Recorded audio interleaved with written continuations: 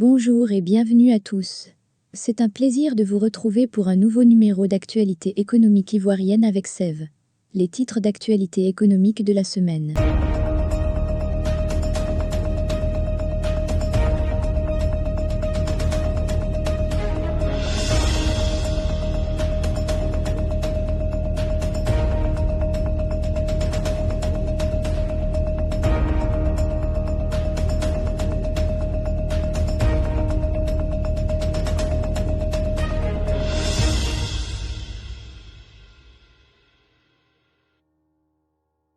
JMUMOA signe un partenariat avec LuxTrust et les acteurs clés du Luxembourg pour développer Gimpay. Plus d'infos avec notre spécialiste veille.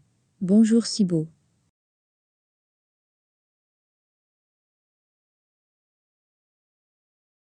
Dans une annonce récente transmise à Abidjan.net, JMUMOA, l'organisme international responsable du système monétique interbancaire de l'Union économique et monétaire ouest-africaine, UEMOA, a conclu un partenariat majeur avec des acteurs clés du Luxembourg. Parmi ces acteurs, on retrouve Suricat Solutions, une entreprise experte en cybersécurité, LuxTrust spécialisée dans l'identité digitale, LuxHub pour l'open banking et Yub pour le KYC, identification du client à distance. Ce partenariat vise à proposer aux populations de l'UEMOA des solutions de gestion de l'identité numérique efficaces et sécurisées, en s'appuyant sur l'open banking, le KYC et des solutions d'authentification fortes. Le directeur général de JMUMOA, Mineyenian Koulibaly, s'est félicité de ce partenariat qui renforcera la confiance et la sécurité dans le domaine des paiements numériques pour les utilisateurs de la région. Gimpay, la plateforme résultant de cette collaboration, sera un catalyseur pour les initiatives des banques, des établissements de monnaie électronique, des services financiers décentralisés, des fintechs et des trésors publics nationaux, visant à améliorer l'expérience client. LuxTrust et Suricat Solutions se montrent très enthousiastes quant à cette initiative ambitieuse de JMUMOA. LuxTrust est motivé par l'opportunité de partager son expertise et ses solutions de confiance pour contribuer à la sécurité et à la protection des données personnelles des usagers du JMUMOA. De son côté, Suricat Solutions, en tant que leader de la cybersécurité dans la région UEMOA, souligne l'importance de la vision stratégique de JMUMOA sur les sujets liés à l'open banking et l'open finance, ainsi que la connectivité entre les acteurs clés de la région pour favoriser l'inclusion financière et le développement de nouvelles solutions innovantes. La société LuxHub, avec son expérience en déploiement de l'open banking, se montre confiante quant à sa capacité à accompagner JMUMOA dans la réalisation de ce projet crucial pour la région. Pour Yub, cette initiative représente un atout pour la zone UEMOA en accélérant la digitalisation et en améliorant la qualité des dossiers clients, tout en favorisant la conformité à la réglementation AML.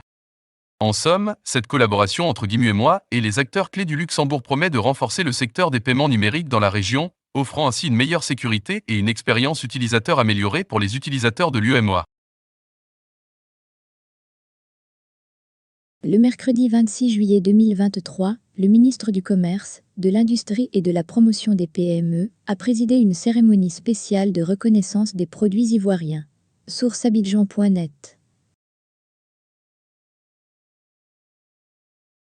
Le ministre du Commerce, de l'Industrie et de la Promotion des PME a présidé la cérémonie de reconnaissance de l'Atiéké des Lagunes, du pagne baoulé et du café des montagnes de Man comme produits de Côte d'Ivoire, le mercredi 26 juillet 2023, dans la commune de Cocody, en présence de plusieurs autorités, dont Madame le ministre de la Culture et de la Francophonie, les ministres gouverneurs des districts d'Abidjan et des Lagunes, ainsi que les élus des régions concernées. À cette occasion, Dr Denis Boussou, directeur général de l'Organisation africaine de la propriété intellectuelle, OAPI, a officiellement remis à Dr Souleymane Diarra les certificats d'enregistrement en indication géographique protégée, IGP, aux acteurs de l'artisanat local.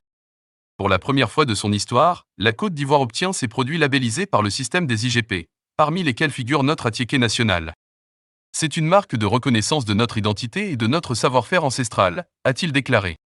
Puis, d'ajouter que la poursuite et le renforcement des efforts du gouvernement au cours de ces 2 dernières années, après un travail acharné dans un processus rigoureux, ont conduit à la finalisation du processus d'enregistrement de 3 produits emblématiques, à savoir le café des montagnes de Man, l'Atiéké des Lagunes et le pagne baoulé. Le ministre du Commerce, de l'Industrie et de la Promotion des PME n'a pas manqué de noter que l'enregistrement des produits en IGP constitue une opportunité à la fois pour le monde des affaires, les producteurs et les artisans. Il permet de mieux valoriser les produits du terroir et à les rattacher, selon leur origine, à des espaces géographiques bien déterminés. Pour les pays comme la Côte d'Ivoire qui regorge d'énormes potentialités en matière de produits agricoles et artisanaux, il devient un outil stratégique de développement, a-t-il poursuivi avant d'inviter l'ensemble des acteurs de chacune des trois filières à travailler pour tirer meilleur profit des IGP, en termes d'amélioration des revenus et de création d'emplois décents pour les jeunes et les femmes majoritairement représentées dans les secteurs concernés. Ce faisant, il a rassuré l'ensemble des acteurs de ces trois produits, des partenaires et des personnalités présentes que son département ministériel ne ménagera aucun effort pour travailler à la consolidation des IGP ivoiriens. C'est avec joie et fierté que tous les participants à cette rencontre se sont félicités de la reconnaissance internationale de ces produits du terroir. Du 27 au 28 juillet 2023, s'est tenue à Abidjan Plateau, la deuxième édition des Journées africaines de l'arbitrage et de la médiation, présidée par le garde des Sceaux, ministre de la Justice et des Droits de l'Homme, Jean Sanson-Cambilé. Source OADA.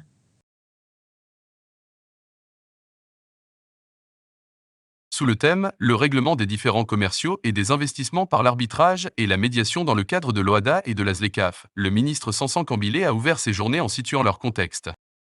Lors de son discours d'ouverture, le ministre Sanson-Cambilé a souligné que cette cérémonie permettra d'évaluer le système de l'arbitrage institutionnel de la CEJA, de prévoir les litiges susceptibles de survenir avec l'entrée en phase opérationnelle de la zone de libre-échange continentale africaine, ZLECAf, et du vaste marché africain intégré, et d'identifier les opportunités, tant africaines qu'extra-africaines, pour le règlement alternatif des différends. L'OADA vise ainsi à dynamiser la croissance économique dans les États parties par les investissements privés, qu'ils soient nationaux ou internationaux. Par ailleurs, la présidente de la Cour commune de justice et d'arbitrage, CEJA, Madame Esther Moutngui-Koué, a exprimé sa gratitude envers les hautes personnalités judiciaires qui ont honoré de leur présence ces journées, notamment la présidente en exercice du Conseil des ministres de l'OADA, Madame Rose Mutombi-Kizé, pour ses encouragements et ses conseils concernant les activités de la Cour. Selon Madame Esther Moutngui-Koué, l'objectif principal de ces journées est de préparer la communauté arbitragiste des pays membres de l'OADA et d'autres pays à la réforme du système d'arbitrage CEJA et à aborder les modalités de règlement des différends commerciaux et des investissements qui découleront de la mise en œuvre effective de la zone de libre-échange continentale pour l'Afrique, ZLECAf, en lien avec cette réforme. Il est important de souligner que l'arbitrage et la médiation constituent des modes alternatifs privilégiés pour résoudre les litiges commerciaux.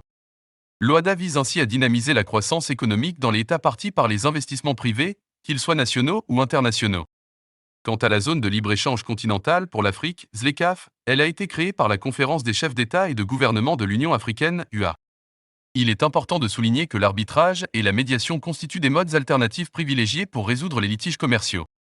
L'OADA vise ainsi à dynamiser la croissance économique dans les États parties par les investissements privés, qu'ils soient nationaux ou internationaux. Quant à la zone de libre-échange continentale pour l'Afrique, ZLECAf, elle a été créée par la Conférence des chefs d'État et de gouvernement de l'Union africaine, UA. La Côte d'Ivoire a désormais un portail web d'information et de promotion de son économie. Le ministre de l'Économie et des Finances, Adama Coulibaly, a procédé ce mardi 25 juillet au lancement de ce portail. Plus d'informations avec Cibo. Dans son allocution, le ministre Adama Coulibaly a rappelé les performances économiques de la Côte d'Ivoire, avant de mettre en exergue l'intérêt de ce portail web. En effet, il a noté, entre autres, que la Côte d'Ivoire a enregistré une croissance moyenne de 8% sur la période 2012 à 2019.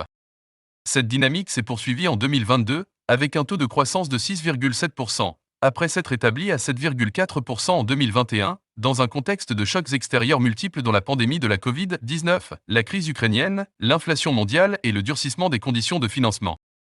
Ladite croissance devrait se maintenir à une moyenne de 7% à moyen terme. Selon le CEPICI, a poursuivi le ministre de l'Économie et des Finances, les flux d'investissement agréés ont progressé de 316,8%, passant de 119 milliards de francs CFA en 2012 à 496 milliards de francs CFA en 2022. Il a ensuite indiqué que pour promouvoir ce dynamisme de l'économie ivoirienne auprès des acteurs économiques et des partenaires au développement, une communication dynamique, affinée et bien ciblée s'avère utile. D'où la mise en place de ce portail web intitulé « Portail d'information et de promotion de l'économie de la Côte d'Ivoire » en tant qu'outil efficace pour la diffusion des résultats économiques de notre pays. Destiné au renforcement de la gouvernance économique de la Côte d'Ivoire, ce portail couvrira tous les secteurs d'activité. Il participera assurément à l'attractivité et au rayonnement de notre pays dans le monde entier. En d'autres termes, ce site web aidera à capter davantage l'intérêt des acteurs économiques nationaux et internationaux, tout en permettant, in fine, d'accroître les investissements directs étrangers dans notre pays. De plus, il servira de canal de partage de données entre les services du ministère de l'Économie et des Finances et les autres départements ministériels, a expliqué le ministre Adama Coulibaly, après avoir également rappelé que la Côte d'Ivoire vient de conclure un programme économique et financier avec le FMI pour 40 mois, accompagné d'un arrangement financier de 3,5 milliards de dollars, soit plus de 2000 milliards de francs CFA. Pour sa part, le directeur général de la DGE, Saint-Auguier, a souligné que ce portail se veut la vitrine nationale en matière de diffusion de l'information et présente un contenu aussi riche que varié pour répondre aux attentes de l'ensemble des acteurs de développement. À l'en croire, il a été conçu pour supporter un volume assez important de statistiques et d'informations régulièrement validées et actualisées. Une présentation du dit portail et de quelques-unes de ses rubriques a été faite au cours de la cérémonie. Merci d'avoir suivi ce deuxième numéro de Sève Info. Nous reviendrons très bientôt vers vous avec de nouvelles informations économiques ivoiriennes.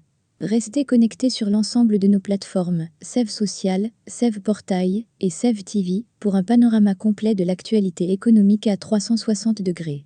À très bientôt.